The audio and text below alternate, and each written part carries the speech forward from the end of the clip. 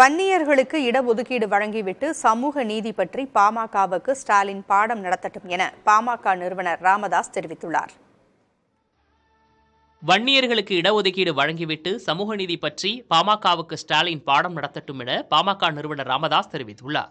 சமூக நீதி குறித்த பாட்டாளி மக்கள் கட்சியின் கோரிக்கைகளை பிரதமர் நரேந்திர மோடி ஏற்றுக்கொள்வாரா என முதலமைச்சர் ஸ்டாலின் பரப்புரையின் போது கேள்வி எழுப்பியிருந்தார். இதற்கு பதிலடி கொடுக்கும் வகையில் பாமக நிறுவனர் ராமதாஸ் அறிக்கை வெளியிட்டுள்ளார். 5 முறை தேசிய கட்சிகளுடன் கூட்டணி அமைத்து மத்திய அரசில் அங்கம் வகித்த திமுக தேர்தல் அறிக்கை வாக்குறுதிகள் தொடர்பாக காங்கிரஸ் பாஜகவுடன் உத்தரவாதம் பெற்றதா என எனக்கு தெரியவில்லை என குறிப்பிட்டுள்ளார்.